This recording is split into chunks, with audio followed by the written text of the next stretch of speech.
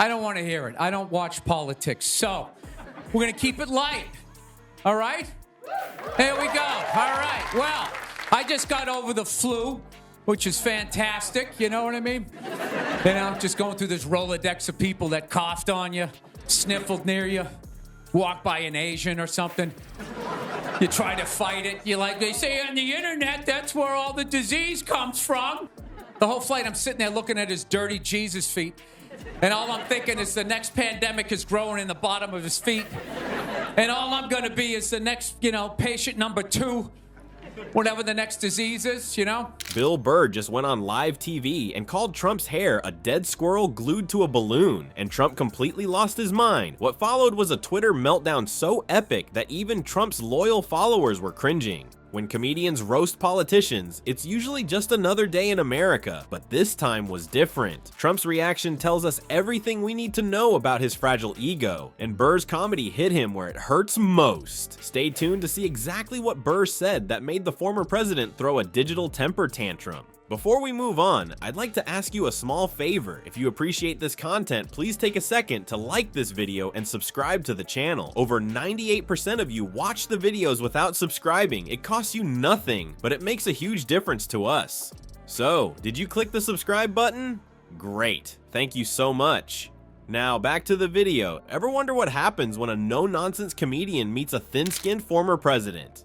Bill Burr just showed us, and it wasn't pretty for Trump. Burr's appearance on live television wasn't your typical celebrity guest spot. Armed with nothing but his razor-sharp wit, the comedian launched into Trump with the fearlessness that's made him a stand-up legend. What separates Burr from other comics who've targeted Trump is his complete disregard for niceties. He's the comedy equivalent of a demolition expert who knows exactly where to place the charges. I can't believe these are honestly going to be our 2 choices, because I really try to, with each thing, to try to be figure out who I'm going to put. I mean, it's got to be, I want somebody in their 40s, somebody that's going to have to live with their decisions. Why? I said died peacefully. Oh, you did? I didn't hear peacefully. I did. Oh, no, and then you threw that in. I must have thrown that in, yeah. Bill Burr is here. He means no harm. How long you been wearing suits? You're supposed to unbutton the coat when you sit down. No, that's not true. It's been bugging me the whole time. I don't want, with any luck, they'll both die of natural causes before the election.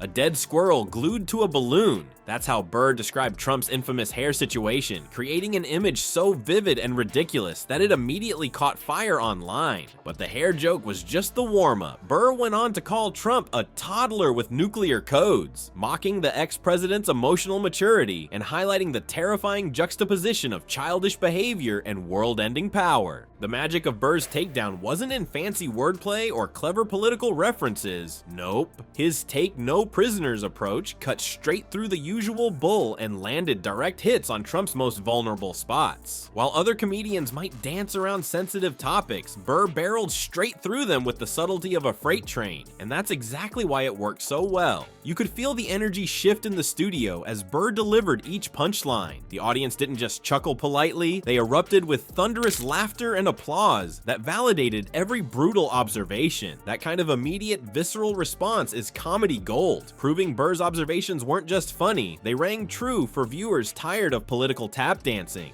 As clips of the roast spread across Twitter, TikTok, and Instagram, you could almost start a countdown clock for Trump's inevitable response. The jokes were landing exactly where they'd hurt most. Trump's carefully constructed image, his self-proclaimed genius, and the tough guy persona he spent decades trying to build. What made Burr's comedy so devastating was how it bypassed Trump's usual defenses. When serious journalists criticize Trump, his supporters can dismiss it as fake news. When politicians attack him, it's just politics. But laughter, there's no defense against becoming the butt of a joke that everyone gets immediately. Turns out, when you can't defend against becoming a punchline, you throw a digital tantrum instead. Trump's response to Burr wasn't just quick, it was a real-time demonstration of exactly what the comedian had just mocked him for. Within hours of the broadcast, Trump's fingers were frantically tapping away at his phone, proving he simply couldn't let the jokes roll off his back like a normal politician might. Remember when your parents told you to ignore bullies and they'd go away? Trump never learned that lesson. Instead of letting Burr's comedy fade into yesterday's news cycle, he grabbed his phone and made sure everyone knew just how deeply the jokes cut him. You think it's an LA thing or is it it's an a everywhere self-involved thing? I don't know what it is, but it's just, yeah. I'm kind of known with all of my friends for that. You're known for that. If you call me and I'm in the car, we're going to be talking, and it's going to be normal. They don't know how to get into a lane. They get 3/4 of their car in, and then their back fender is in the lane, and you beep at them, and then they look at you, and they give you the finger like you're the problem. Right, yeah. If I'm talking to a woman, because then she thinks I'm no, not you, the person in front of me, and then they're just like... It's like watching someone step on a rake, get hit in the face, then angrily blame the rake while stepping on it again.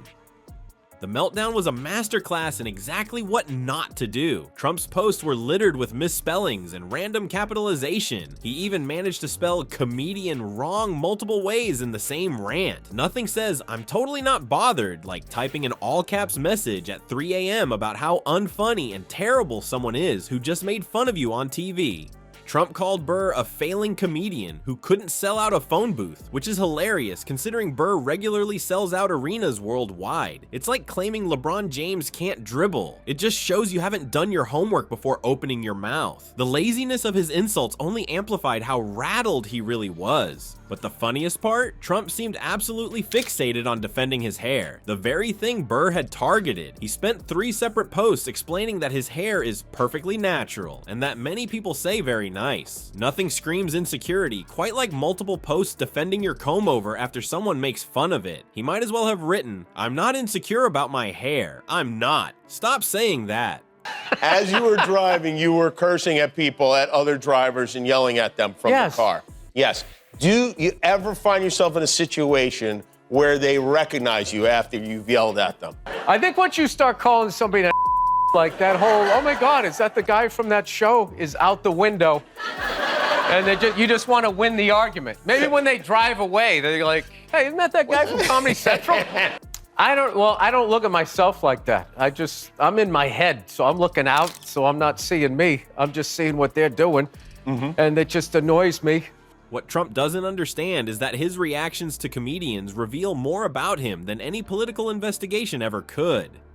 His inability to laugh at himself or respond with his own humor exposes a fragility that makes him perpetually vulnerable to exactly this kind of comedy. By melting down so spectacularly, Trump transformed what would have been a forgettable one-day story into headline news across multiple networks. He handed Burr's jokes a megaphone and a spotlight, ensuring millions more people would hear them than if he just stayed quiet. And here's what we've learned today, folks. A comedian with a microphone can accomplish what armies of fact-checkers and journalists couldn't. Bill Burr, armed only with his brutal honesty, managed to deflate Trump's massive ego in minutes. No fancy debate tactics or complicated policy discussions needed. Humor cuts through all the nonsense because it exposes the raw truth that everyone already knows deep down. When people laugh at power, that power suddenly seems a lot less scary. That's why dictators always crack down on comedians first. They know a well-timed joke can be more dangerous than any protest. Trump's meltdown proves Bill Burr hit the bullseye.